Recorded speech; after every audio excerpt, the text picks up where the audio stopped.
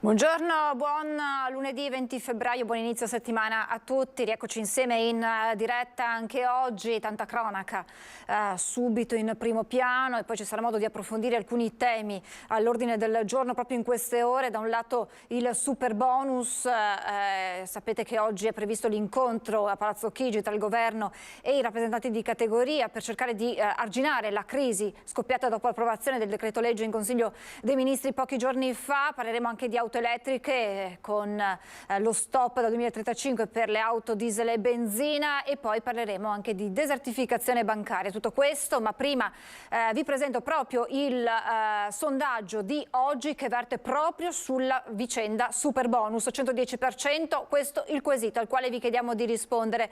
Super bonus o giusto lo stop del governo? Se la vostra risposta è sì, numero 0422 1626691 0422 1626690. Se la vostra risposta è no, l'esito del sondaggio questa sera nel corso di Ring. Vi ricordo che la chiamata è gratuita, potete iniziare sin da subito a chiamare e vedrete poi in sovrimpressione vi ricorderemo insomma quello che è il quesito di oggi. E adesso la cronaca ci porta subito in provincia di Treviso, a Vedelago, dal nostro Cristian Arboit insieme a Nicoletta Rizzetto e insieme al sindaco di Vedelago per l'ennesima vittima sulle strade della Marca. È successo la scorsa notte appunto a Vedelago, a perdere la vita una 23enne, ancora dunque una giovanissima vittima sulle strade venete. Buongiorno Cristian. Buongiorno Francesca, buongiorno a te e a tutti i telespettatori di Antenna 3. Mi trovo sulla Castellana, sulla strada regionale 53 in comune di Vedelago, all'altezza del distributore Eni, uno dei tratti più frequentati della viabilità trevigiana, una delle strade più trafficate in assoluto. Questa notte l'ennesimo incidente stradale, l'ennesima vittima sulle strade della Marca, una 23enne di origini romane, Clara Amman, che viaggiava in una Nissan Micra condotta da una 26enne trevigiana. A bordo c'erano anche due amici di Siracusa. Questi tre ragazzi stanno tutto sommato bene, hanno riportato ferite lievi. Invece per Clara, per la 23enne romana, non c'è stato nulla da fare, è morta sul colpo. Cos'è successo? La dinamica ovviamente con tutti i condizionali del caso, perché i fatti sono in via di ricostruzione da parte dei carabinieri di Castelfranco Veneto.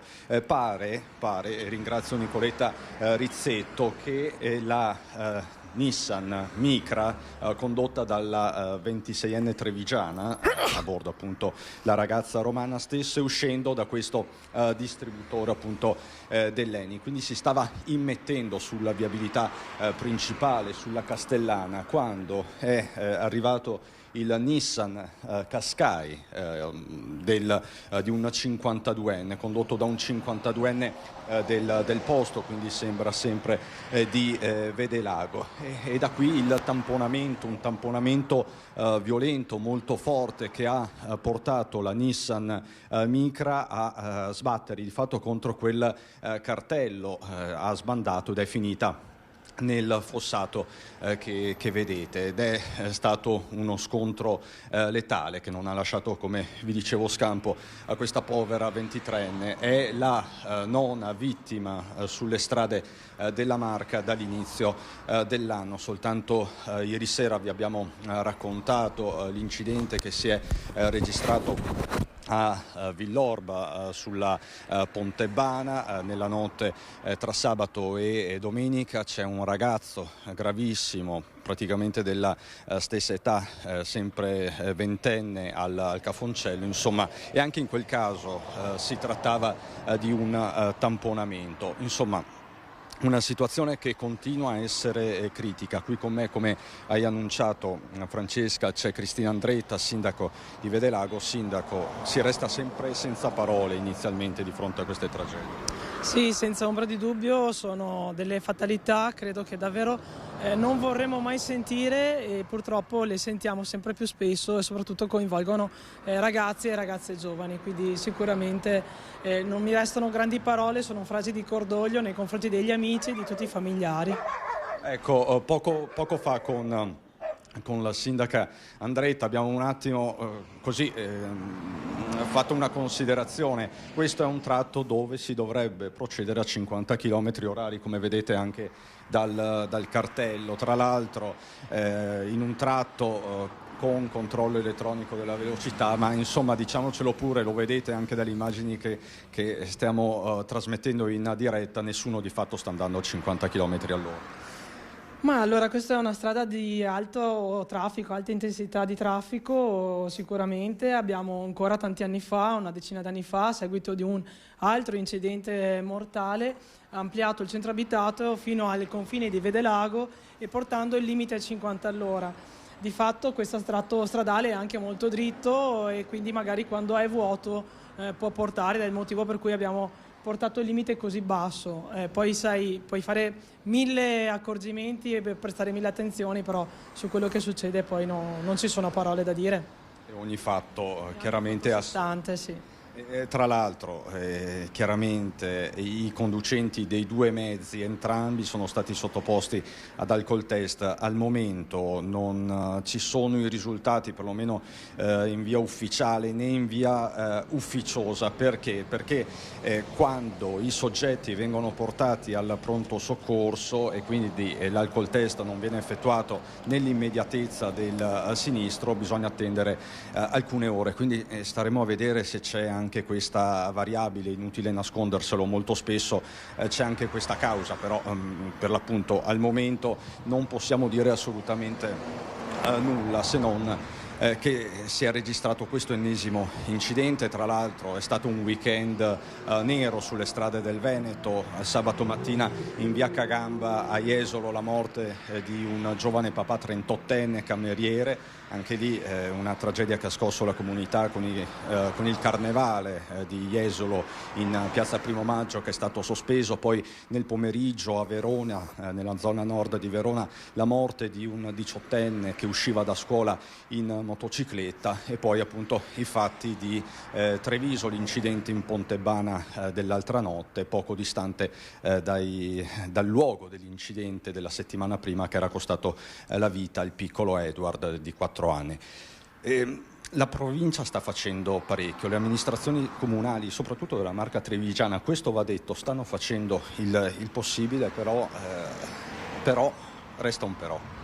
Restano sempre molti però, perché per quanto tu possa fare, i tempi che abbiamo come pubblica amministrazione sono sempre molto lunghi e poi, come vediamo, per quanti accorgimenti si possono mettere in campo, comunque la distrazione nelle strade non è mai consentita, perché basta veramente poco per poi incorrere in questi incidenti.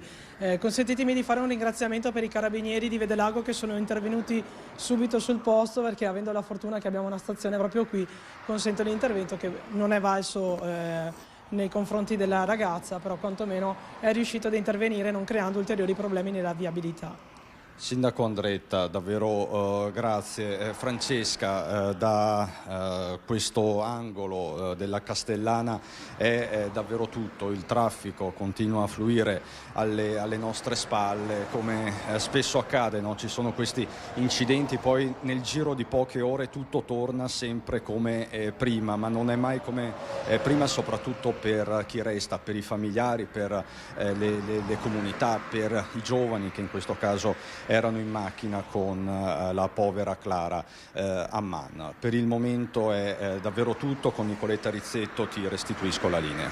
Grazie Cristian, grazie a Nicoletta Rizzetto, grazie naturalmente al sindaco Cristina Andretta per essere stati insieme a noi in questo collegamento, l'ennesimo collegamento di cronaca per l'ennesima vittima sulle strade del Veneto.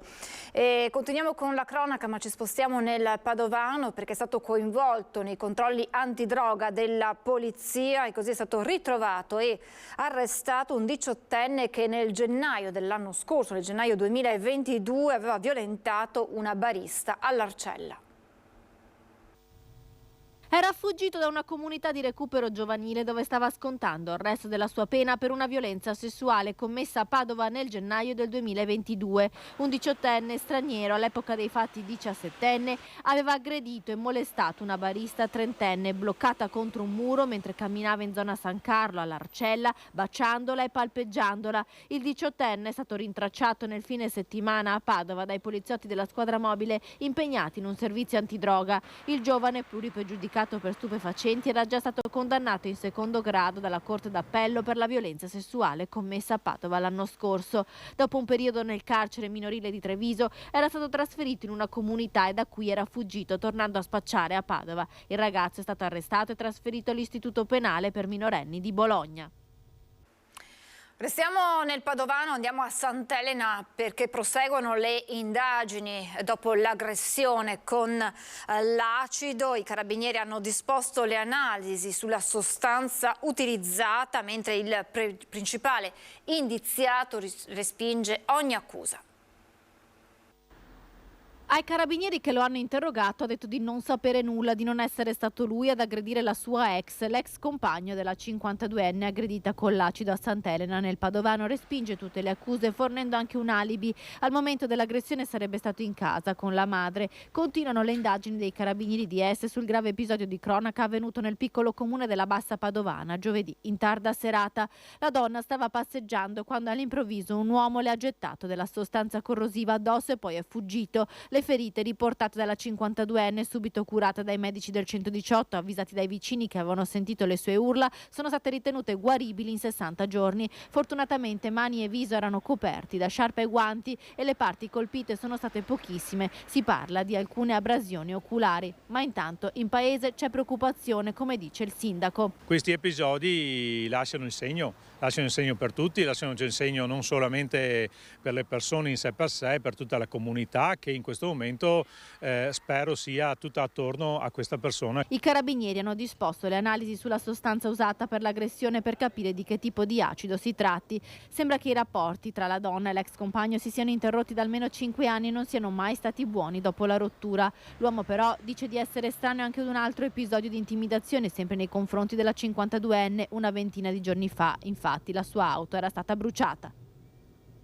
E adesso andiamo a Mestre con il nostro Filippo Fois perché in questo fine settimana un video pubblicato su Facebook, un video shock, le immagini di alcune persone intente a drogarsi tra le giostrine dei bambini in un parco pubblico proprio a Mestre. Ci racconta tutto Filippo Fois per capire anche quello che è lo stato d'animo dei residenti e di chi frequenta per tutt'altra ragione quel luogo pubblico. Buongiorno Filippo.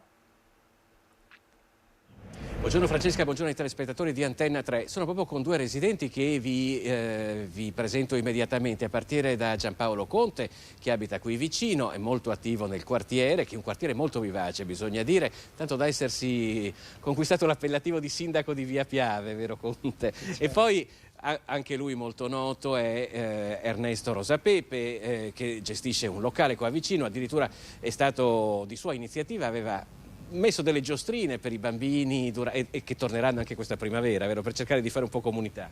Sì, certo, dal 7 aprile ritorneremo con le giostre per bambini. Ecco, però in queste giostrine capitano anche cose poco simpatiche. Dallo studio, dicevano, è apparso un video nel quale si vedono addirittura che ci sono dei tossicodipendenti che stanno preparando e consumando la dose accanto alle giostrine. È un fatto singolare oppure oramai così capita qui?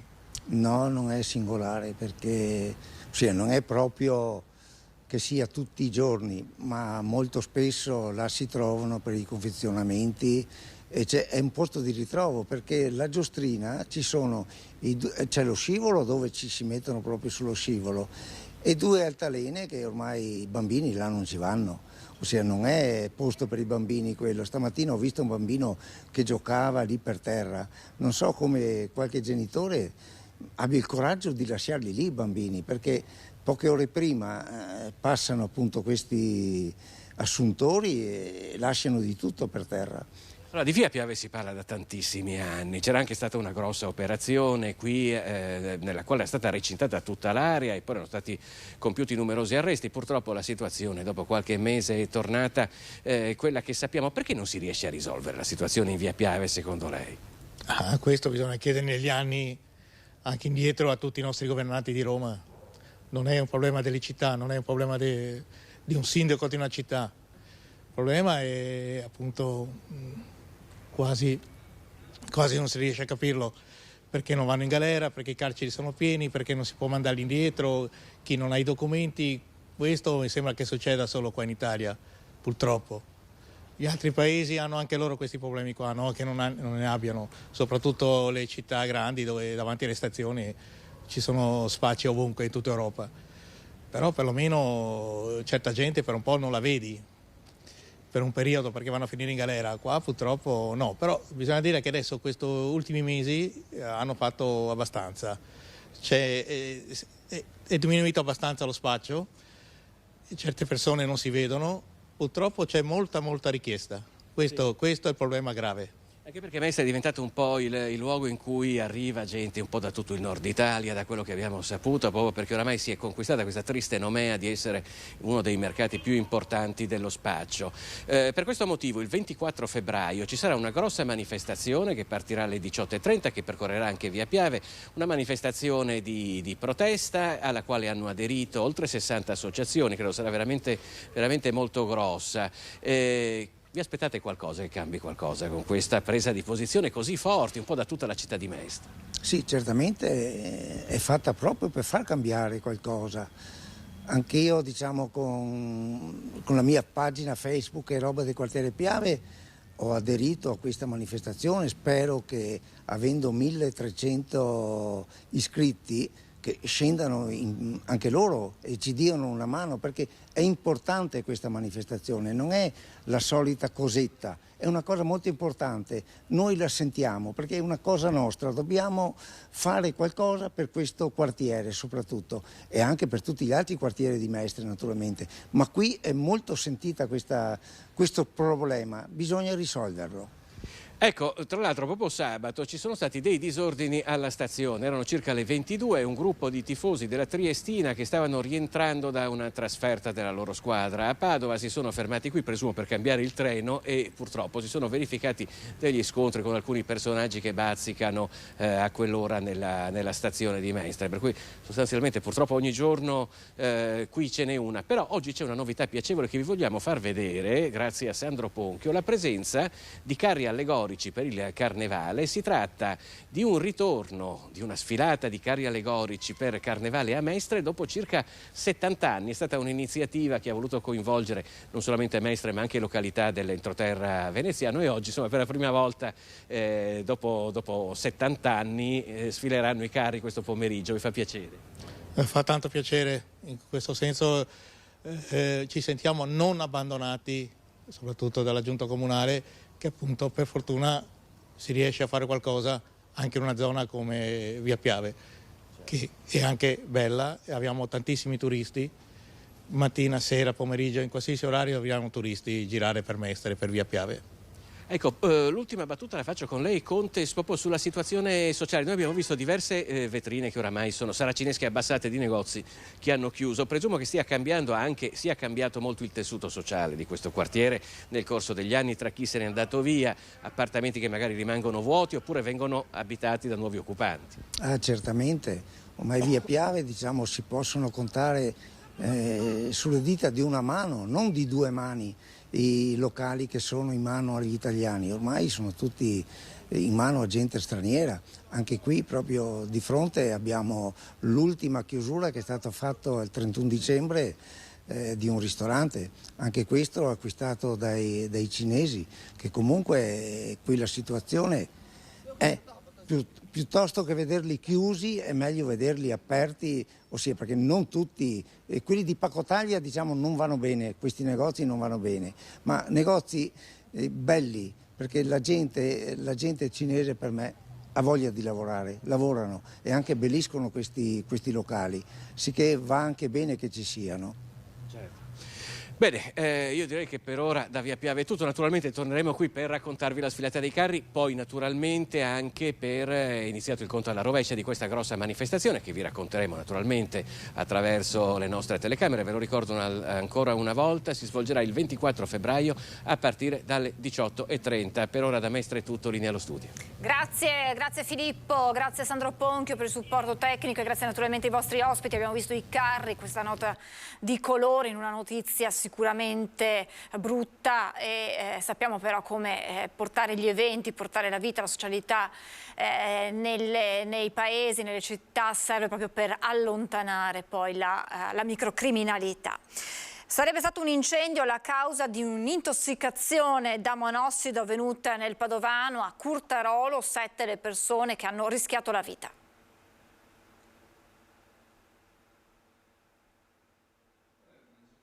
Servizio intossicati monossido per la regia.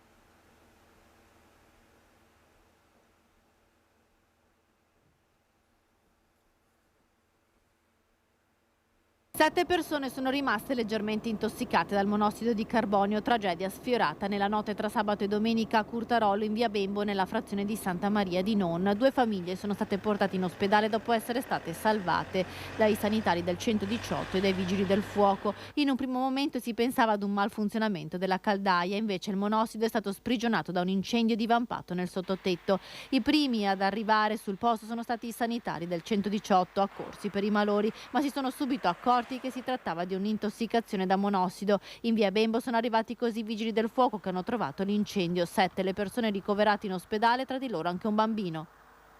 Un altro incendio, questa volta in provincia di Vicenza, a Valdagno, in una casa della parrocchia dove era ospitata una famiglia di profughi siriani. Valdagno, incendio ieri pomeriggio in una casa della parrocchia di San Quirico in via Don Enrico Tazzoli nei pressi della chiesa. Fortunatamente nessun ferito. I locali erano occupati da una famiglia siriana, ospiti della parrocchia, ma al momento del rogo nessuna persona era presente nell'appartamento.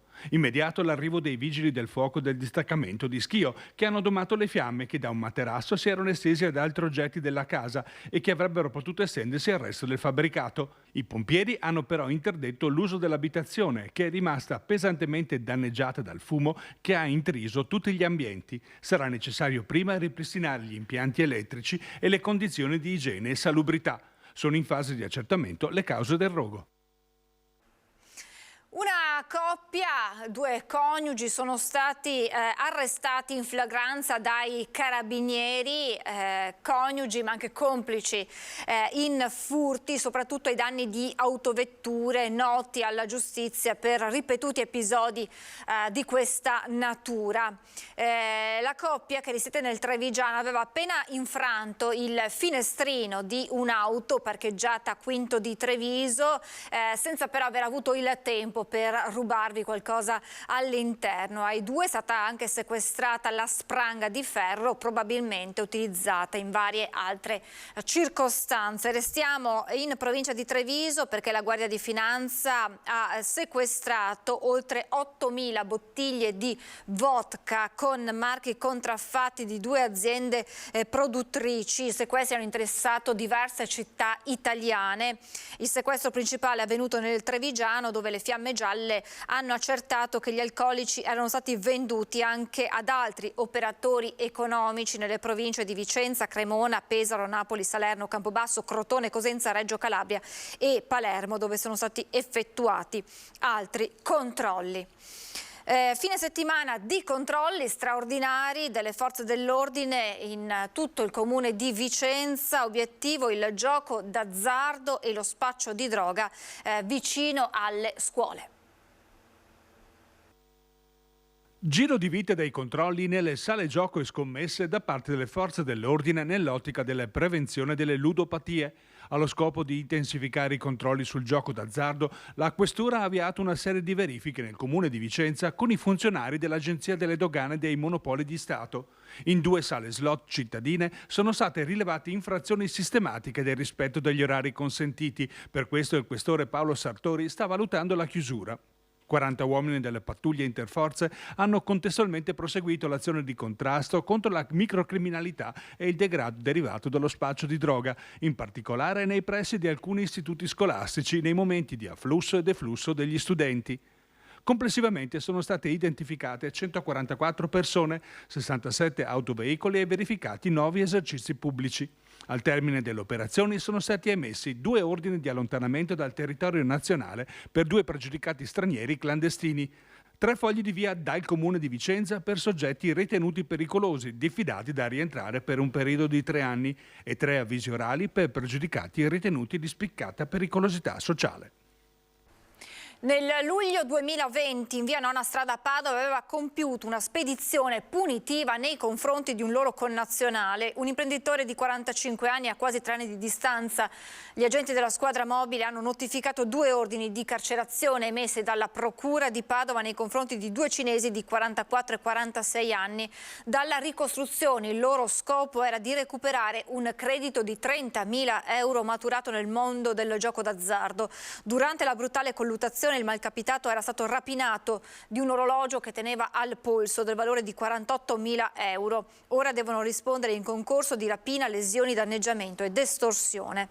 Raffiche di controlli a Verona nel fine settimana a bordo degli autobus ATV, pattuglie in uniforme in borghese del reparto territoriale della polizia locale hanno controllato 16 bus delle linee urbane ed extraurbane.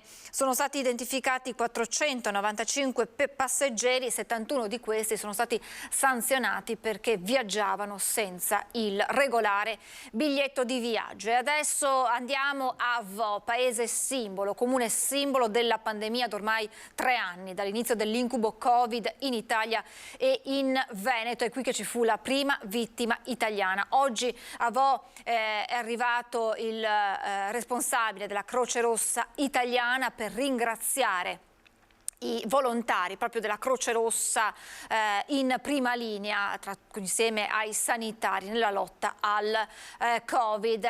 Ringrazio, saluto, buongiorno a Guido Barbato da Vo.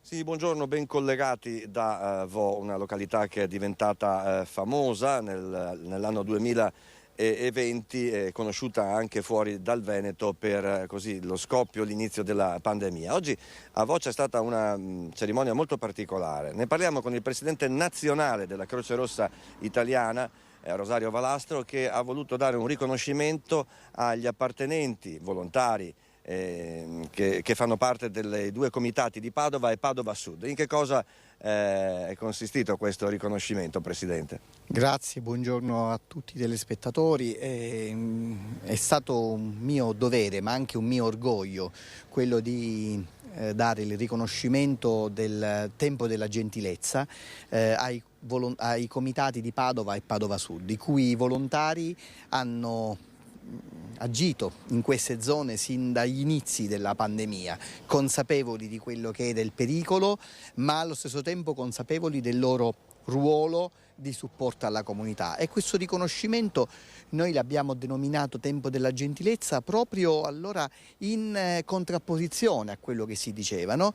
Quello di guardare un po' in cagnesco l'un l'altro, quasi fossimo tutti untori. Noi allora dissimo: è bene avere la protezione, seguire le indicazioni della scienza, ma non possiamo stare lontani da chi è più vulnerabile, da chi ha più bisogno, dalle famiglie che hanno perso il lavoro, dalle persone vulnerabili che non possono uscire da casa e a cui nessuno porta la spesa.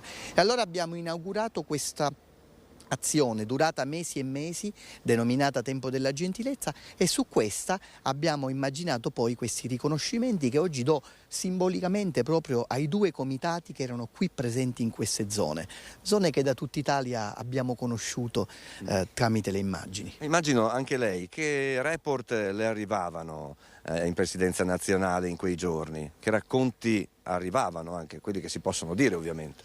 Ma guardi, possiamo dire tutto, nel senso che quello che era all'inizio si sapeva ben poco. Le notizie sono arrivate su quella che era la mortalità del virus, sulle modalità di propagazione, sulle modalità di tutela sono arrivate a poco e quindi sul territorio c'era una grossa incertezza che era equilibrata soltanto da una grande certezza, quella di stare nelle sedi, di dare le disponibilità per stare nelle ambulanze e portare le persone in ospedale o mettersi a disposizione per portare il cibo alle persone che avevano bisogno. Immagino che sia arrivata anche la fatica in qualche maniera di riflesso, la stanchezza dei volontari Croce Rossa. Moltissima fatica, ma è arrivata soprattutto alla fine del periodo emergenziale, perché fino a che c'è stato il momento del lockdown, della prima emergenza, nonostante la fatica parliamo di donne, di uomini, di ragazze che nel frattempo avevano famiglie, avevano le loro preoccupazioni, avevano il loro da fare, hanno comunque messo la loro vita a disposizione della Croce Rossa italiana e l'hanno fatto dimenticandosi anche la fatica che poi abbiamo sentito tutti alla fine. Certo, in mezzo c'è stato, lei ne ha parlato en passant, anche quel periodo di attacchi a chi lavora ancora o chi opera nel settore sociosanitario. Sì, noi avevamo già lanciato nel passato una campagna per la sensibilizzazione contro la violenza agli operatori sanitari, violenza che non è ammessa neanche nei teatri di guerra, quindi figuriamoci in tempo di pace, proprio perché attaccare un sanitario significa attaccare non solo la persona ma anche tutti coloro i quali potrebbe aiutare e purtroppo c'è stato un momento in cui i sanitari sono passati da angeli eroi a persone da capo da attaccare. Ecco, su questo credo che fare memoria e sensibilizzazione non sia mai sufficiente. Le faccio un'ultima domanda, poi le lascio a questa sua giornata molto impegnativa in Veneto e non solo. Senta, per quanto riguarda il terremoto in Turchia e Siria, la Croce Rossa italiana è già sul posto, è in attesa di convocazione, scusi il termine magari non è esatto, per partire? Possiamo fare una rapidissima fotografia per quanto riguarda la Croce Rossa italiana? La Croce Rossa italiana è stata pronta già 6 ore dopo il terremoto, abbiamo pronti gli strumenti, abbiamo pronti i materiali, abbiamo pronto il personale per la partenza, ma la Croce Rossa italiana agisce nel quadro di quelle che sono le disposizioni della Federazione Internazionale di Croce Rossa e Mezzaluna Rossa, a cui abbiamo dato l'ampia disponibilità. La Mezzaluna Rossa turca al momento è autonoma e comunque ha ricevuto dei fondi proprio dalla Federazione, la Mezzaluna Rossa siriana ha delle difficoltà ma anche lei è aiutata dalla Federazione e quindi noi siamo a supporto dell'azione della Federazione e quindi indirettamente all'interno delle zone colpite. E come sempre pronti a partire? Assolutamente, noi siamo pronti con un preavviso di 6 ore. Bene, ringraziamo per la sua partecipazione il Presidente nazionale della Croce Rossa Italiana Rosario Valastro e restituisco la linea allo studio. Questo doveroso collegamento per ringraziare chi ha lottato sin dal primo giorno contro il Covid. Ci fermiamo per la pubblicità, tra poco.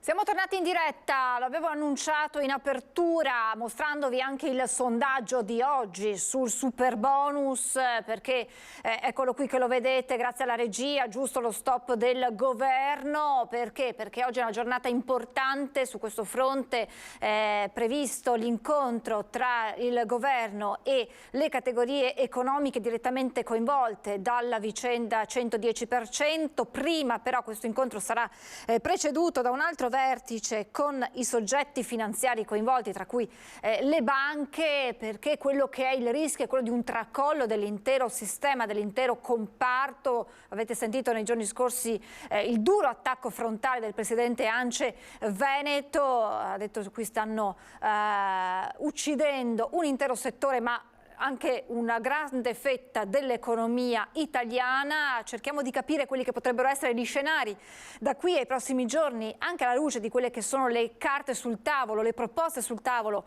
per arginare questa crisi, e lo facciamo insieme a Fabio Fiorot, responsabile del comparto casa della CNA Veneto. Grazie per essere con noi, buongiorno.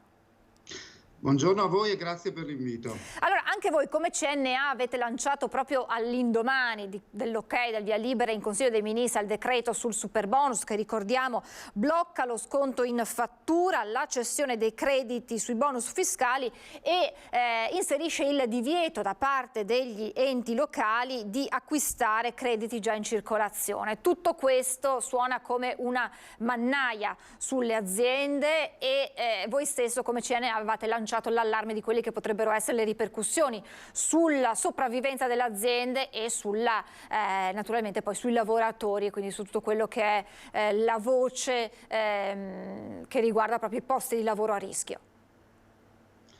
Esattamente, sì. Il problema qui, diciamo, ci sono due pezzi che in questo decreto vengono sostanzialmente bloccati e con un colpo di spugna si mette in difficoltà l'intero settore. Da una parte abbiamo appunto questa annosa vicenda dei crediti che ormai sono bloccati da 2 anni e quindi abbiamo 5.000 imprese in Veneto per un totale di 1 miliardo e rotti appunto di crediti fiscali incagliati che quindi restano in pancia di imprese e cittadini mettendoli in difficoltà, e abbiamo un sistema bancario che non riceve più quelli che sono appunto, non acquista più i crediti. Si era aperta una possibilità grazie alle amministrazioni locali, su questo la provincia di Treviso era stata assolutamente ambiziosa e pioniera nell'acquistare i crediti dalle banche, così da liberare appunto il plafond a disposizione delle banche stesse e poter riaprire quindi l'acquisto.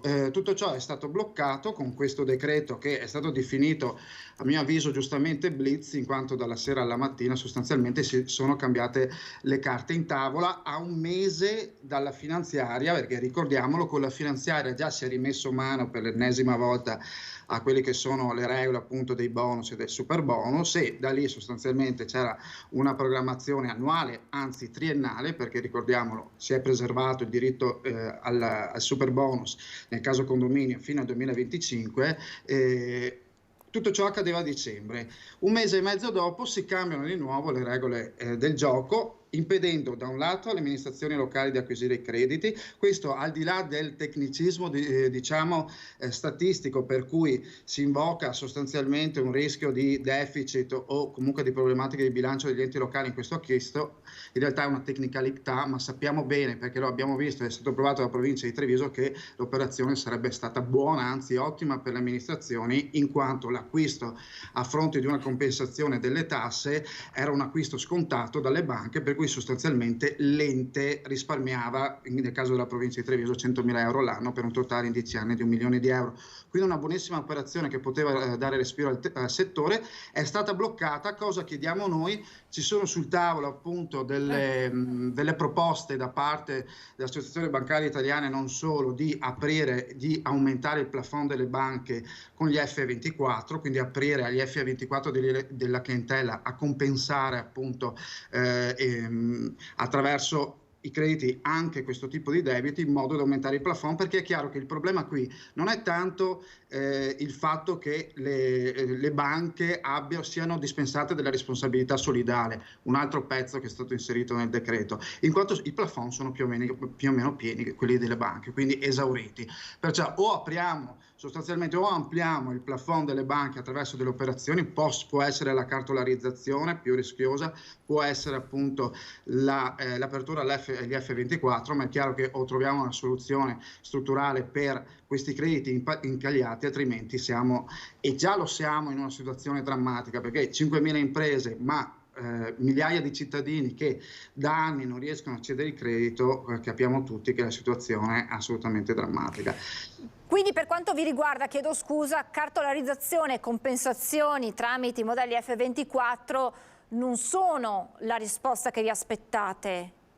O sono un piccolo passo avanti ma non abbastanza? Sono un piccolo passo avanti che al momento non c'è nel decreto, per cui già questo sarebbe un passo avanti rispetto a una situazione di oggi che è sostanzialmente di stop totale, per cui non cambierebbe nulla, in quanto la responsabilità, la limitazione della responsabilità solidale per le banche prevista dal decreto, che diciamo è l'unica cosa positiva inserita, in realtà non risolve nulla perché i plafond sono pieni, quindi bisogna riuscire a liberarli. Se non sono le amministrazioni, questo dispiace molto perché poteva essere una via assolutamente virtuosa, deve essere il sistema in qualche modo sostanzialmente a poter comunque riuscire a riassorbire i crediti. Per cui se lo Stato non ha altre proposte, ma su questo naturalmente noi chiediamo al governo uno sforzo, queste due proposte sul tavolo ci risultano comunque migliorative e chiediamo che almeno si vada in quella direzione come tipo di riflessione, perché in questo stato siamo veramente al tracollo per quanto riguarda l'esistente, o meglio ciò che si è già appunto cantierato, e stiamo parlando, sappiamo bene, di 1 miliardo di crediti incagliati. Dall'altra parte questo decreto, e veniamo a ciò appunto di cui parlava prima, rispetto al futuro, è un altro grosso problema, cioè sostanzialmente si è dato un colpo di spugna alla programmazione dei lavori dei prossimi 3 anni, c'è poco da fare, perché togliendo la cessione del credito e lo sconto in fattura per i lavori che cominciano, comunque per cui non è stata presentata la CILA, che è poi lo spartiacque, quindi la comunicazione asseverata di inizio attività, per tutti quei cantieri non c'è la possibilità appunto di scontare in fattura oppure di cedere il credito. Questo significa che sostanzialmente ad oggi i cantieri sono fermi, ma lo resteranno per tutto il 2023, perché è evidente che, voglio dire, con gli stipendi fermi da 20 anni, in un paese con gli stipendi fermi da 20 anni, avere capacità fiscale tale da riuscire a compensare con le tasse dei lavori importanti come quelli del superbonus, ma anche degli altri bonus, risulta assolutamente difficile, se non impossibile. Per cui se fosse così, resterà una misura da ricchi sostanzialmente, in quanto adesso siamo naturalmente al paradosso, perché ad oggi il superbonus dovrebbe essere recuperato in detrazione entro 4 anni, per cui bisognerebbe avere una capacità fiscale veramente da nababbi. È chiaro che chiediamo che sia ripristinata la cessione del credito, perché a fronte di una narrazione molto parziale del governo rispetto al fatto appunto che può causare o ha causato deficit, sappiamo benissimo, e gli studi sono diciamo di autorità indiscutibili come il Censis o come il Cresme, a fine 2022 l'impatto sull'economia era positivo, in quanto tra l'aumento, il raddoppio della produzione economica correlata e l'extragettito fiscale, ossia le tasse che il 1 milione di posti di lavoro creati dal superbonus ha generato, alla fine il saldo è positivo dello Stato. Per cui voglio dire, al di là di c'è in atto un confronto benissimo con Eurostat su questa tecnicalità, su come debba impattare sui conti pubblici, ma che questa misura sia ampiamente diciamo positiva per lo Stato e non il contrario, come la narrazione di oggi fa sembrare, ci sembra possano portare insomma ad un confronto più veritiero, ma anche diciamo un confronto più serio nel capire come poter preservare il lavoro dei prossimi anni, perché è chiaro che senza cessione, senza questo sarà ben difficile, se non impossibile, che i cantieri proseguano, quindi si paralizzerà il settore. Di fatto è già paralizzato, cioè coloro che non hanno presentato la CILA ma hanno questa pianificazione, hanno già studi di fattibilità, progettazione in corso e quant'altro, quindi soldi investiti e non solo, si è fermato. Cioè, si è fermato ed è un problema. Mi perdoni, quindi lei sta dicendo ok cartolarizzazione, ok compensazioni, però in realtà quello che serve è un passo indietro del governo, quindi annullare quello che è stato deciso nel decreto legge. Senza di questo si ferma, cioè la cartolarizzazione e le compensazioni, per chi non è addetto ai lavori, Fiorot, non è la risposta per dare ossigeno ad un settore, lei dice, già fermo.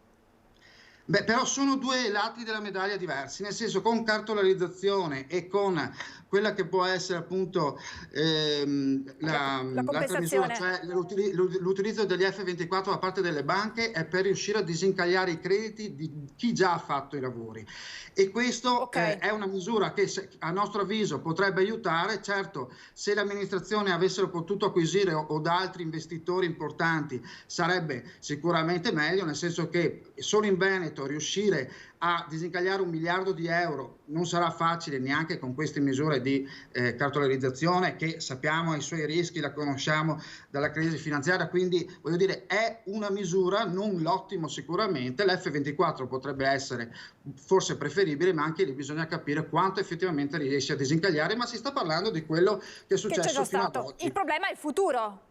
Il futuro senza cessione o sconto in fattura ci sarà sicuramente un forte rallentamento, se non una paralisi. Ad oggi una paralisi, perché è evidente che con 4 anni di detrazione, cioè la detrazione del superbonus si deve compensare in 4 anni, non più in 10, non più in 5 come prima, o in 10 come gli altri bonus. È chiaro che è prioritario laddove non venisse confermata la cessione o lo sconto in fattura, che venga riportata a 10 anni, perché è evidente che in 4 anni è anche in 10 è molto difficile. Però voglio dire, in 10 sì, ritorna a quello che erano le condizioni del 2019 prima del super bonus. Voglio dire, si faranno molti meno lavori, ma probabilmente se ne faranno. È vero che anche in 3 anni di super bonus c'è stato un aumento dei prezzi colossale, per cui sarà molto difficile comunque avere la capienza, ma se non altro portare la detrazione a 10 anni ci sembra il minimo sindacale per riuscire a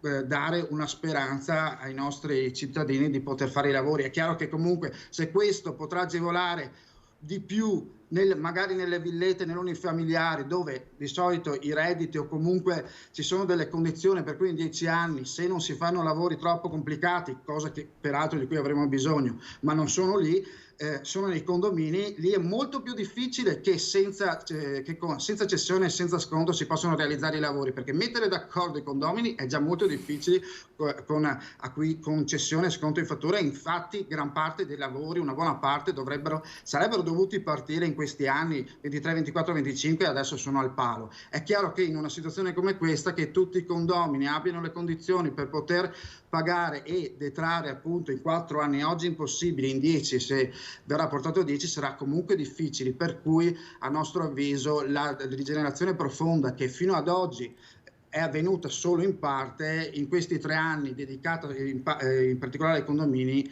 sarà molto difficile che si realizzi senza queste possibilità di acquisto di sconto in fattura e di cessione. E poi noi quando ragioniamo di super bonus ragioniamo sempre in chiave cantieri, ma poi c'è tutto quello che ruota intorno alla realizzazione di una casa, e quindi dal piastrellista all'idraulica, cioè rischiamo di fermare davvero una fetta importante della nostra economia. Pensiamo poi in Veneto che spesso queste sono anche realtà magari piccole, cioè lo scenario è davvero drammatico sotto certi punti di vista.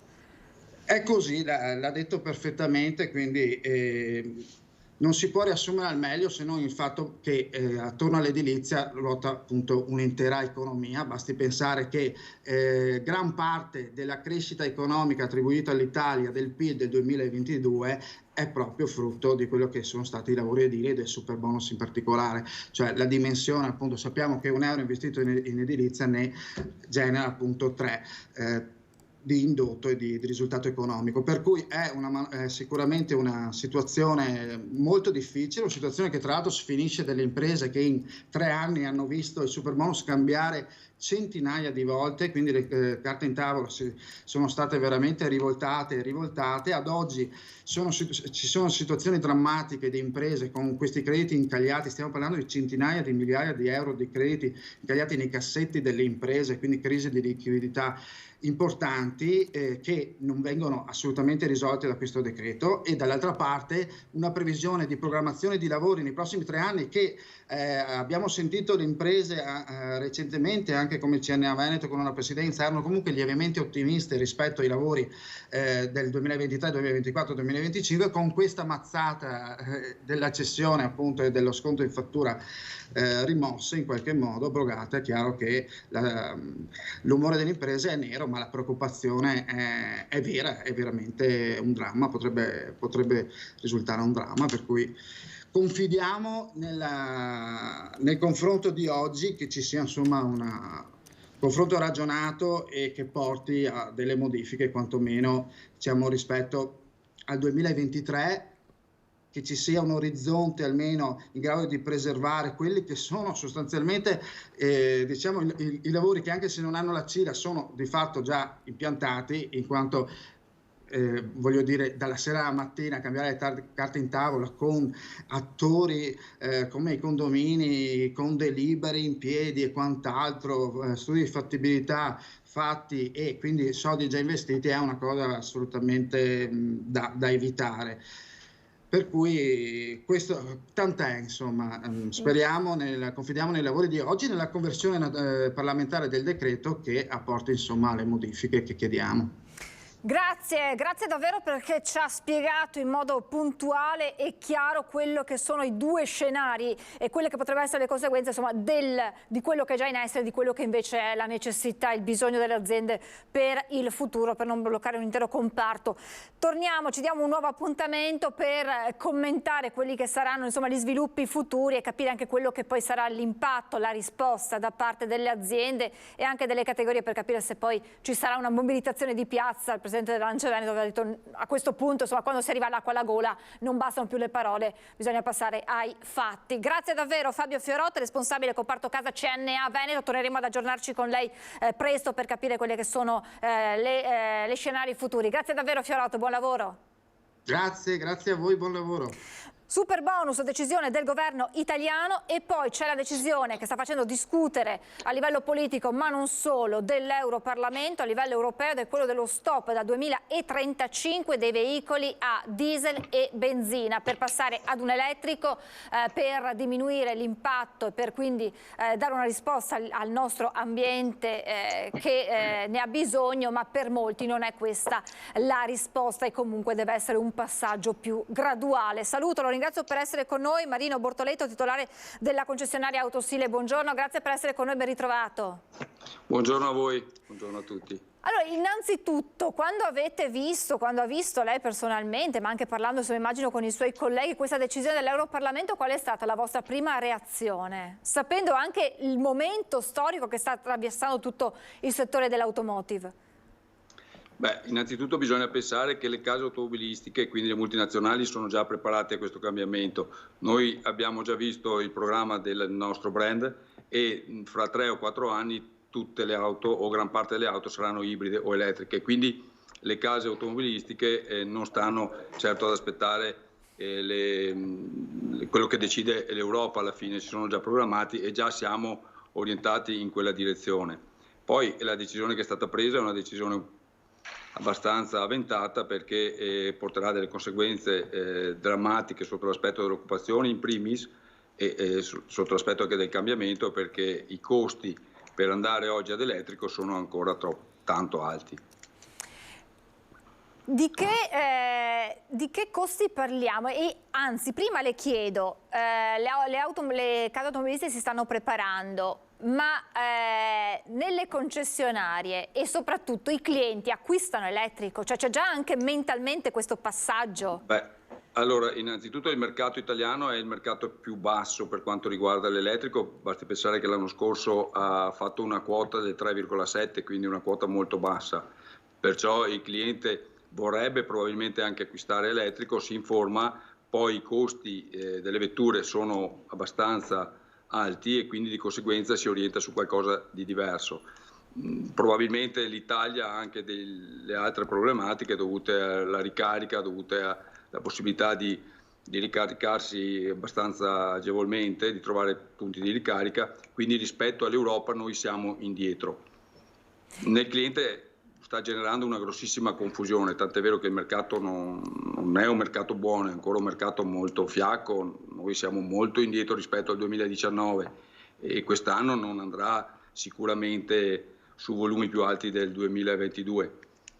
Genera una grossissima confusione perché ogni casa automobilistica spinge dove conviene spingere o dove può spingere, e quindi quando il cliente si trova disorientato passando da un brand all'altro. Però diciamo che la cosa che più impatta è proprio il costo nell'acquisto di questo tipo di vetture. Di che costi parliamo? Le macchine variano dai 35 ai 40 ai 50 e oltre. Poi oggi non abbiamo sul mercato tantissimo elettrico, uscirà, arriverà a breve, arriverà questa manovra fatta dall'Europa, sicuramente avvantaggerà le case costruttrici cinesi, quindi arriverà quel tipo di prodotto che sicuramente darà un colpo ai prezzi e quindi si creerà una concorrenza sul basso dovuta a queste vetture asiatiche, cinesi, che arriveranno in Italia. Ecco. Già ci sono già brand cinesi che commercializzano in Italia. Questa è per un'osservazione che è stata fatta da chi critica aspramente, ovvero si sta favorendo il mercato cinese a discapito di tutto l'altro mercato dell'automotive. Sì, chiaro, perché i proprietari delle batterie e comunque di tutta la tecnologia elettrica, dovuta al fatto che anche loro sono padroni delle materie prime, avendo investito prima in quel tipo di tecnologia, essendo stati loro sempre esclusi dal termico e non avendo avuto una tecnologia sul termico, li ha avvantaggiati, li ha portati in una sorta di predominio, e quindi tutte le case automobilistiche europee o comunque anche statunitensi devono comunque fornirsi dai cinesi per avere le batterie, a meno che un po' alla volta non si riesca a uscirne da questo. Sarà difficile, perché loro ormai sono più avanti di tutte le case automobilistiche occidentali sull'elettrico. Quindi è stato un po' dare un aiuto ai cinesi ad entrare nel nostro mercato. Ed entreranno fortemente, stanno già entrando, stanno spingendo, è un po' la paura che hanno i costruttori occidentali, tant'è vero che prima Tabares di Stellantis, poi lo stesso De Meo la settimana scorsa hanno più volte manifestato contro l'Europa questa paura, questo timore che possa creare delle storture grosse, soprattutto a livello occupazionale. E poi c'è tutto il discorso per, non so se possiamo toccare anche questo, dei veicoli commerciali, perché è da capire se anche questi verranno chiaramente inglobati poi in quello che sarà questo passaggio. No, sicuramente. Ormai noi in gamma abbiamo già i veicoli commerciali elettrici, abbiamo il Ducato, abbiamo il Doblò, abbiamo lo Scudo, quindi ci sono anche qua delle case automobilistiche cinesi che sono già sul mercato con dei veicoli commerciali elettrici. È ancora più problematico quel settore, perché l'autonomia è molto bassa, quindi oggi su un veicolo commerciale ha un'autonomia bassissima, può usarlo solo chi lavora in città o in brevi spazi, cioè con pochi chilometri giornalieri. E perciò è enorme il problema sui veicoli commerciali oggi, e comunque a breve lì non sarà facile, perché poi se tu vai a aumentare la capacità di autonomia, aumenti il peso, diminuisci la portata, diventa più problematico utilizzare il veicolo commerciale perché poi non ha portata, cioè è molto complessa in quella direzione là. Bisogna capire l'evolversi delle batterie, cioè come le batterie verranno prodotte, che peso avranno e soprattutto che autonomia avranno.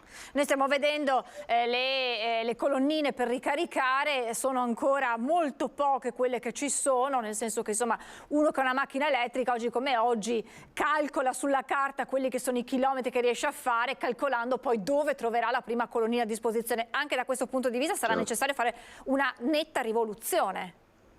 Sì, bisogna preparare l'infrastruttura perché ci sia la possibilità di avere delle colonnine abbastanza capillari per poter ricaricare.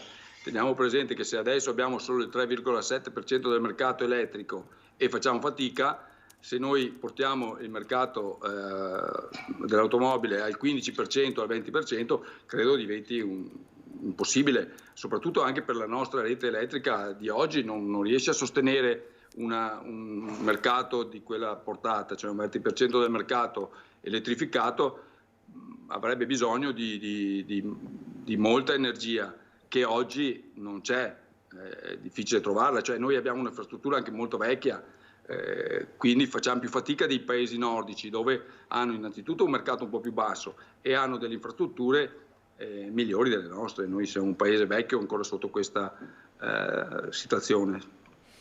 Ultimissima domanda, più in generale su quella che è la situazione del comparto. Lei diceva sarà difficile migliorare quello che è stato il volume del 2022. Di che volume parliamo nel 2022 e insomma quella che è la situazione in questo lungo periodo che sta interessando il vostro settore, in generale l'automotive?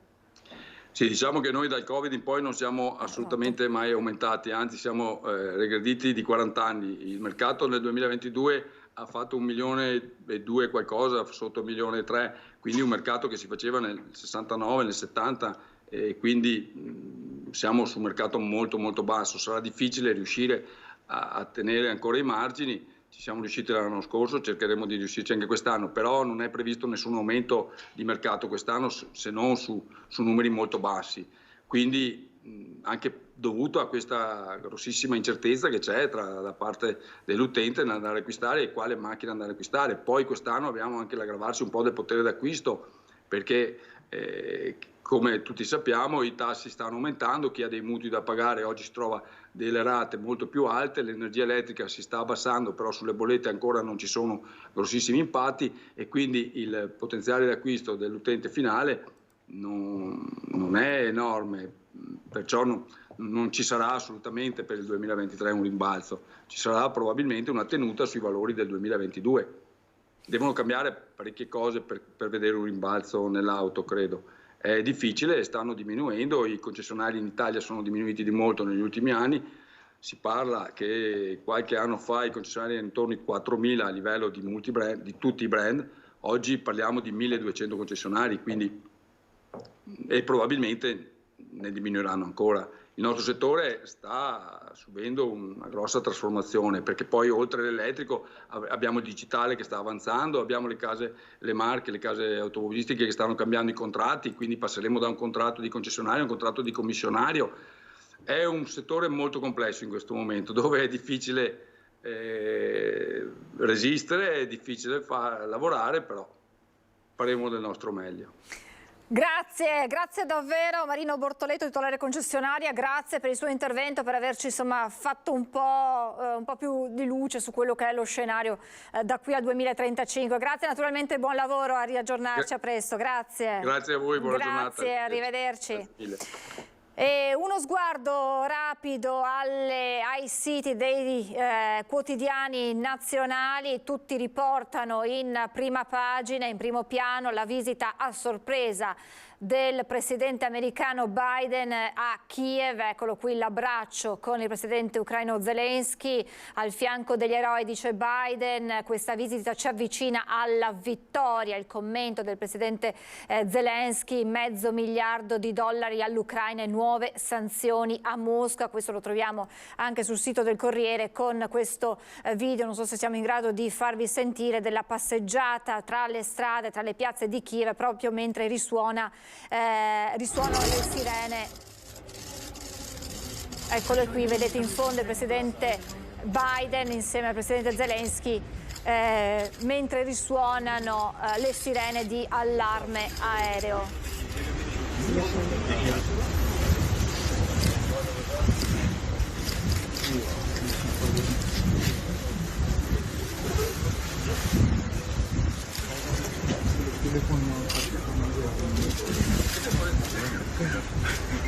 Я не знаю, що ви там взагалі бачите.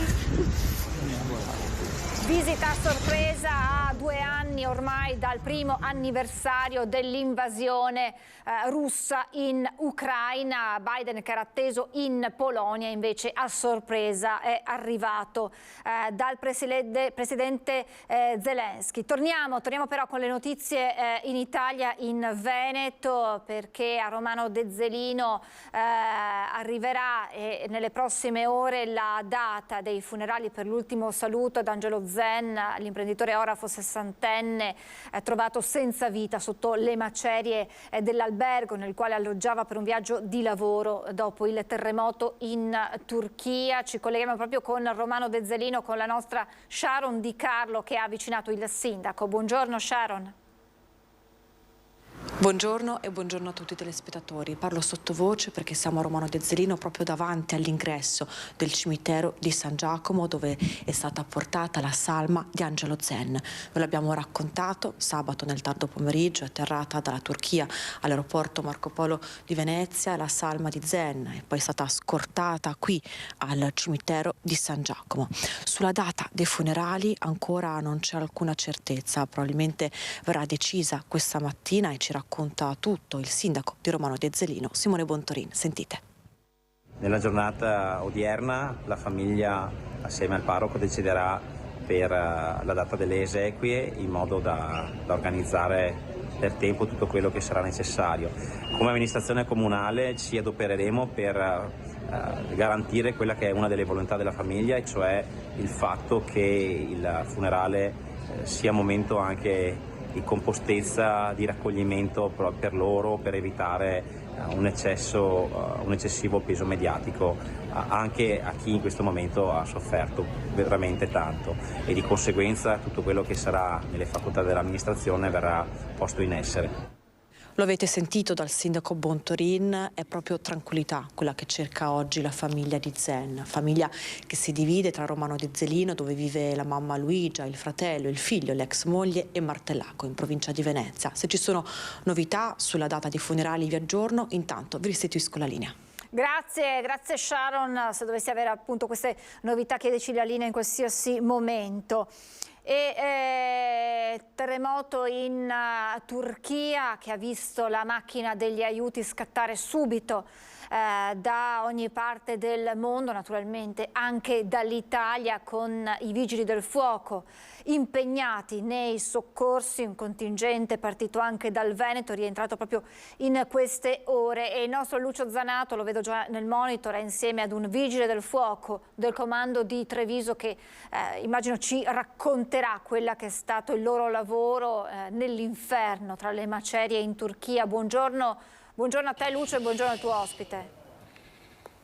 Sì, buongiorno, mi trovo al comando provinciale dei Vigili del Fuoco di Treviso e sono con l'ingegner Francesco Cicirello, che è stato nel disastro, è stato nell'inferno del terremoto in Turchia. Intanto qual è stato il suo ruolo e soprattutto qual è stato il ruolo del Veneto all'interno di questo disastro internazionale? Sì, noi siamo partiti come unità del Veneto in Veneto e Friuli Venezia Giulia con 15 componenti. E il giorno 12 febbraio appunto abbiamo avvicendato il team italiano che era già presente sul posto. Delle 15 unità io sono stato dirottato al centro di coordinamento delle squadre internazionali che appunto sono giunte sul posto per dare soccorso alla Turchia, mentre i miei 14 colleghi hanno effettuato a tutti gli effetti le attività di ricerca e soccorso in maceria, alternandosi con altri colleghi del Lazio con turnazioni continue di 8 ore. Ecco, perché il Veneto è un'eccellenza anche in termini di soccorso? Noi come Veneto siamo un'eccellenza in termini di attività di soccorso, in particolare di soccorso in maceria, in quanto nel 2018 insieme ad altre regioni italiane quali la Lombardia, Toscana e Lazio abbiamo effettuato la cosiddetta certificazione INSARAG, che ha consentito all'Italia di essere appunto classificati INSARAG a livello internazionale, che è appunto un attestato di qualifica e che garantisce degli alti standard di capacità di operare in ambiti internazionali in contesti quali catastrofi date a terremoti, alluvioni o comunque ricerca in maceria. Lei è un professionista, però che cosa ha provato quando è sceso e ha trovato quel disastro tutto intorno a sé? Umanamente parlando è molto di impatto. Io è la prima esperienza internazionale che facevo e anche la prima esperienza in una calamità di questo genere e tipo, e tutte le volte che mi avevano descritto i colleghi le calamità talvolta si parlava di crolli localizzati, il terremoto di Amatrice, il terremoto dell'Aquila, sì, ok, tanti crolli però limitati. Lì era una diffusione, era come se fosse caduta una bomba in certi quartieri. La perdita di punti fissi, quali può essere una mappa, no? La mappa oggi noi la utilizziamo per muoverci, per noi una strada è una strada. Quando tu arrivi lì e la strada non c'è più perché c'è una palazzina di 10 piani rivesta su di essa, capisci che ti mancano anche i punti di riferimento e questo sicuramente è di impatto. Lato umano è questo la cosa che mi ha toccato parecchio, per non parlare ovviamente della quantità di sfollati di centri di accoglienza che erano già stati previsti e stabiliti, veramente in numeri molto alti. Lei ha fatto diciamo da coordinatore. Cosa ha significato coordinare tutti questi soccorsi che arrivano da tutto il mondo? Sì, hai detto bene, da tutto il mondo. Dall'ultimo report dell'Organizzazione delle Nazioni Unite hanno prestato soccorso 250 squadre provenienti da qualunque nazione. Io ho partecipato e ho contribuito al coordinamento di una parte di queste squadre fino ad arrivare a un numero massimo di 25 unità, di 25 team internazionali che venivano appunto da qualunque continente. Abbiamo collaborato col Senegal, con l'Oman, con l'Australia, con Cina, è molto gratificante. E allo stesso tempo chiaramente hai una grossa responsabilità, perché in quel centro di coordinamento decidevamo le priorità degli edifici dove operare, quindi hai chiaramente anche un dovere morale di agire in maniera del tutto imparziale, non puoi preferire qualcuno a un altro, chiaramente è quello il principio con cui si opera in questi contesti. È stato tosto all'inizio perché i team erano tanti, ma gratificante alla fine quando ti rendi conto che comunque hai dato un coordinamento e una mano veramente a gestire questa grande mole di aiuti che senza un coordinamento adeguato rischia di duplicare le azioni senza poi effettivamente portare un risultato efficace. Ecco, in termini di risultati, quante vite salvate e purtroppo quante salme recuperate? Allora, a livello internazionale la comunità, tutti i team che hanno operato hanno estricato 250 persone in vita, quindi ci sentiamo orgogliosi di questo e parlo a livello di comunità internazionale. A livello di Team Italia, nei 14 giorni in cui abbiamo operato e nella palazzina in particolare più grossa in cui abbiamo operato, una palazzina di 7 piani fuori terra, quindi parliamo di circa 20 metri, abbiamo estratto 26 corpi, 2 in vita, 2 ragazzi di 23 e 26 anni in condizioni buone, tra virgolette, visto il panorama in cui ci si trovava, e ahimè 24 corpi senza vita, di cui 8 bambini tra i 4 e i 9 anni e anche un neonato di 2 mesi. Qual è l'immagine che si porterà nel cuore di questa esperienza? L'immagine negativa è la devastazione ed è, diciamo, l'impotenza dell'uomo di fronte a madre natura. Noi pensiamo di avere tutto sotto controllo, ma quando madre natura decide di staccare l'interruttore non abbiamo veramente modo di contrastarlo, e questo mi ha fatto veramente effetto, perché edifici così alti, così imponenti, che vengono giù come se fosse veramente, come se gli avessero tolto veramente i pilastri alla base, fa tanto effetto. L'immagine più bella che mi porto dietro e che mi ha anche emozionato in quel momento è stato l'applauso che ci ha riservato in maniera del tutto improvvisata, se così possiamo dire, la popolazione turca all'aeroporto di Hatay, poco prima di andare via, quando abbiamo passato i controlli di sicurezza e ci stavamo dirigendo agli imbarchi. È partito questo applauso spontaneo che notavi che non c'era un coordinamento, no? E quello ci ha fatto venire la pelle d'oca, cioè lì è valso proprio tutto. Senta, ma tra tutti questi team di soccorso c'erano anche i team russi e ucraini? Sì, c'erano anche squadre di ricerca e soccorso in maceria provenienti sia dall'Ucraina che dalla Russia. Possiamo dire che di fronte ai disastri, di fronte alla morte e alla distruzione, le guerre vengono in secondo piano allora? Decisamente sì, decisamente sì. Grazie, linea allo studio. A Lucio, grazie al tuo ospite per questo racconto toccante, davvero molto molto forte di quanto vissuto nell'inferno in Turchia. E adesso torniamo in Veneto per parlare di desertificazione bancaria. È un termine non più così inusuale, ma che insomma di cui si parla forse ancora poco, ma che i cittadini, soprattutto di quei comuni più piccoli, vivono e toccano ogni giorno con mano. Ne abbiamo parlato qualche settimana fa, torniamo a parlarne con la Wilca perché è pronta una manifestazione che toccherà diversi territori veneti. Buongiorno a Elisa Carletto, segretaria regionale Wilca Veneto. Grazie per essere con noi. Buongiorno. Buongiorno a voi. Allora, iniziamo subito con numeri, non sono solo freddi numeri, ma dietro a questi numeri ci sono le difficoltà che vivono poi i cittadini.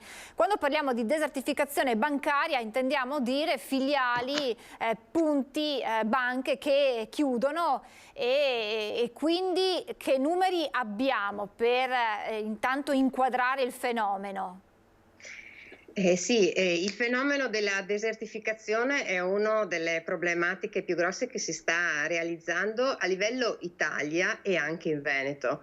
A livello Italia, come dati, se noi facciamo dei dati rapportati dal 31/12/2015 al 31/12/2021, sono dati del centro studi Wilca Orietta Guerra, e quindi noi siamo passati da 30.258 sportelli a 21.650, quindi con un meno 28% in Italia.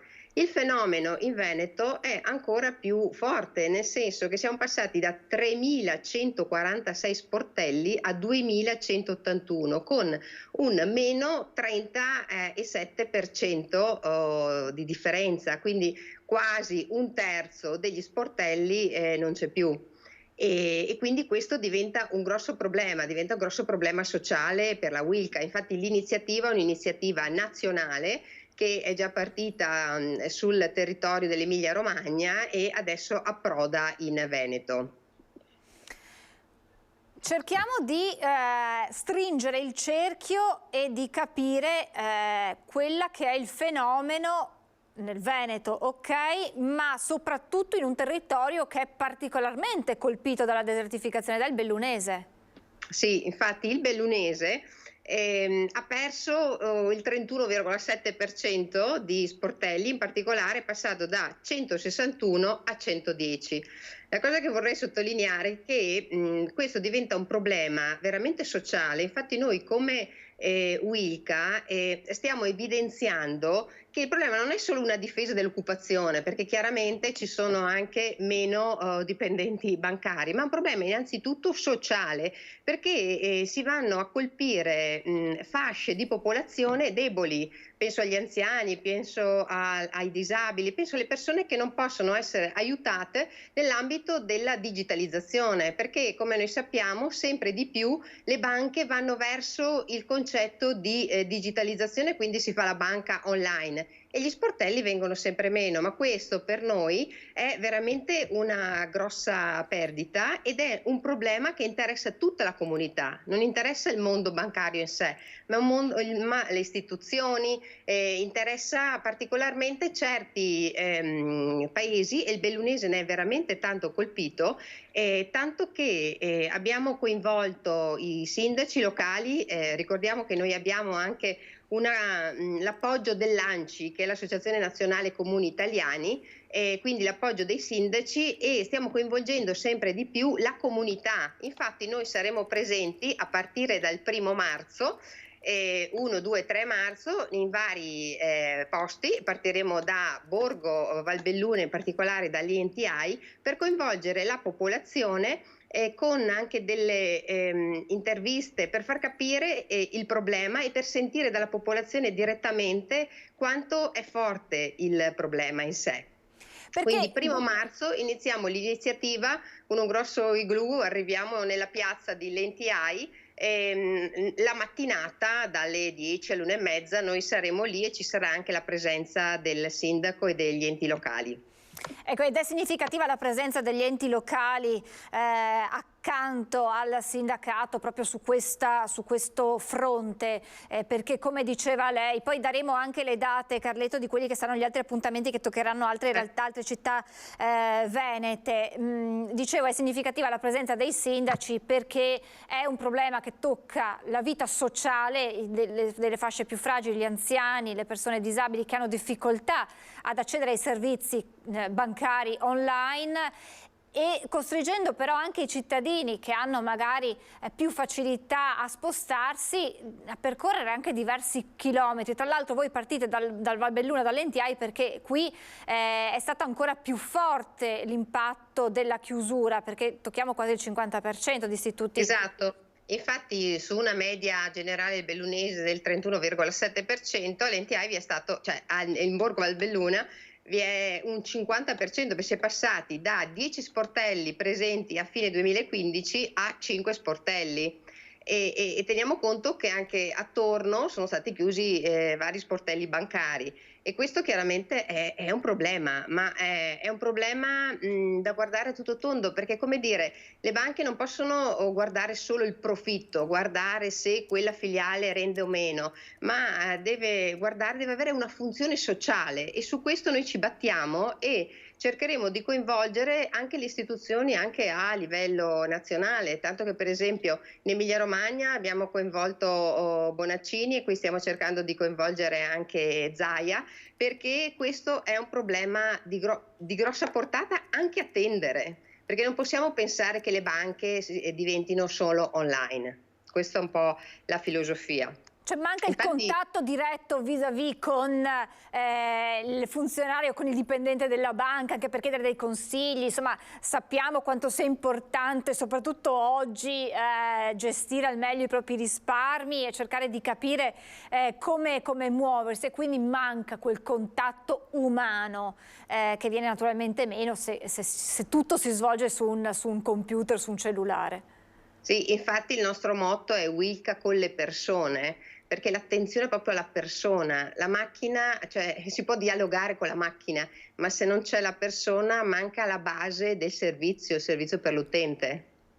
Io dico sempre bisogna molto distinguere tra bancari e banchieri, certo, perché i bancari sono le persone che tutti i giorni sono sul fronte, perché ricordiamoci anche che durante il Covid nessuno ne ha parlato, ma i bancari sono sempre stati aperti in prima linea.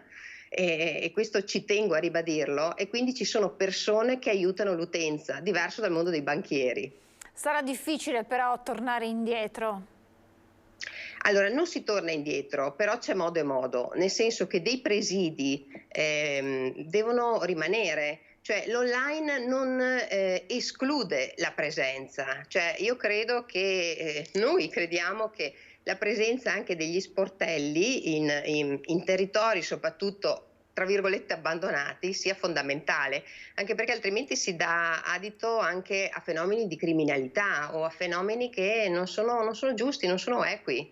Se io penso ad una persona che ha 80 anni, non ha magari il computer, magari ha qualche difficoltà motoria, cioè viene lasciata sola, e questo non è profondamente giusto. Se noi pensiamo anche al concetto di sindacato, il sindiche è un'etimologia greca, è fare giustizia assieme, e la Wilca su questo c'è tanto, la Wilca insieme alla Will. Anche tanto perché... che rispetto alle date... Sì, adesso ne diamo subito. L'ultimo ragionamento riguarda i chilometri che anche un cittadino non proprio anziano, ma magari si trova costretto a fare, perché magari nell'home banking non riesce a chiudere una prestazione, non riesce insomma a fare quello di cui ha bisogno, perché ha bisogno sempre comunque del confronto personale, quindi è costretto magari a macinare chilometri per raggiungere la filiale o lo sportello più vicino. Certo, e anche questo infatti è un grosso problema, perché poi torniamo su un tema a noi tanto caro, che è anche il work-life balance. Se una persona si deve spostare, fare 10-15 km, magari prendersi un permesso lavorativo, diventa complicato nella gestione della propria vita. E anche effettivamente a volte risolvere i problemi, lo sappiamo perché ormai è tutto online, anche cambiare una linea telefonica, per assurdo, avere una persona di fronte diventa tutto più semplice, e si dà un servizio, il servizio bancario, che è fondamentale.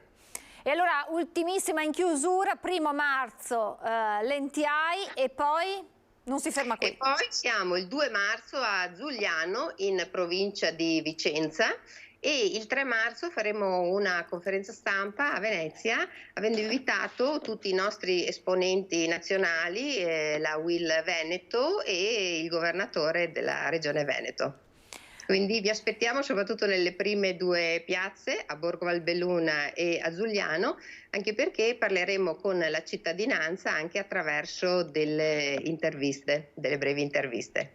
Grazie, intanto grazie ad Elisa Carletto, segretaria regionale Wilca Veneto. Questo insomma è un primo, abbiamo fatto un primo viaggio all'interno della desertificazione, però magari torneremo ad aggiornarci per capire quelle che saranno poi gli sviluppi futuri, se ci saranno poi delle risposte in tal senso a livello nazionale, e cercheremo di seguirvi nelle vostre tappe. Grazie intanto e buon lavoro. Anche perché saremo in tutta Italia per tutto l'anno. Perfetto, grazie davvero Elisa Carletto, buon lavoro, a presto, a risentirci. Grazie, a presto.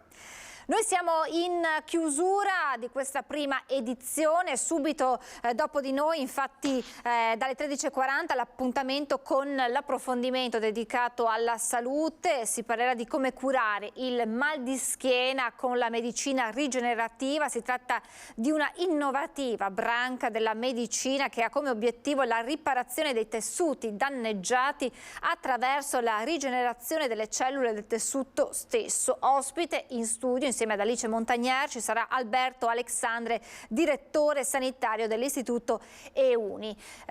Prima di salutarvi però vi ricordo velocemente il nostro sondaggio relativo al super bonus. Sapete che oggi c'è l'incontro a Palazzo Chigi tra le categorie interessate, ne abbiamo parlato proprio nel corso della nostra diretta. Super bonus, giusto lo stop del governo? Sì. 0422 16 26 691, no 0422 16 26 690. L'esito questa sera nel corso di Ring in diretta su Antenna 3 a partire dalle 21:15, ospiti del nostro vice direttore Ferdinando Avarino, Roberto Marcato della Lega, Stefano Pelloni del Partito Democratico, il professor Francesco Pontelli, economista, e poi il senatore Enrico Cappelletti del Movimento 5 Stelle, Giuseppe Montuori di Fratelli d'Italia. Ma poi ci sarà spazio per parlare anche del tema affrontato anche noi oggi, ovvero dello stop dell'auto diesel e benzina a partire dal 2035, e in studio ospite il professor Arturo Lorenzoni, docente di economia dell'energia all'Università di Padova. E poi vi ricordo l'appuntamento domani martedì grasso, carnevale naturalmente, ultime alle battute finali, l'appuntamento da non perdere domani martedì 21 su Antenna 3, subito dopo questa nostra prima edizione dalle 14:30 vi racconteremo la grande tradizionale sfilata dei carri mascherati lungo le vie della città, un evento che torna protagonista a Treviso dopo 4 anni di stop a causa pandemia. Dunque l'appuntamento è domani a partire dalle 14:30 dopo la prima edizione, mentre questa sera alle 21:15 torna Ring. Vi lascio con le previsioni del tempo e dopo di noi ci sarà l'approfondimento con la salute e la medicina. Grazie intanto per averci seguito, buona continuazione con Antenna 3.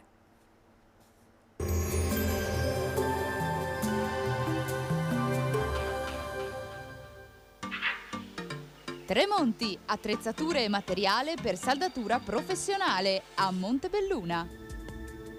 Benvenuti al meteo.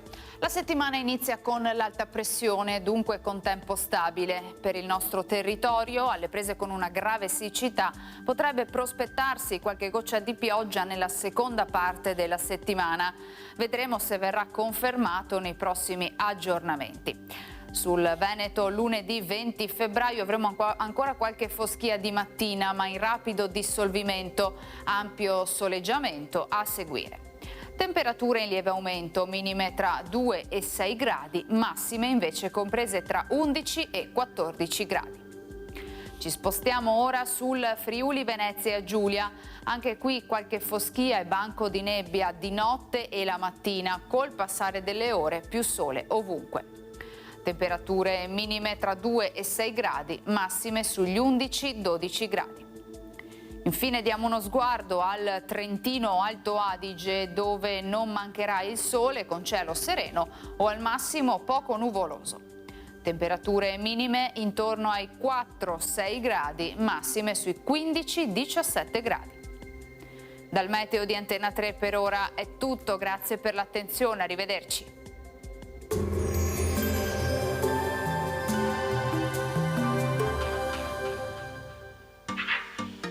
Tremonti, attrezzature e materiale per saldatura professionale a Montebelluna.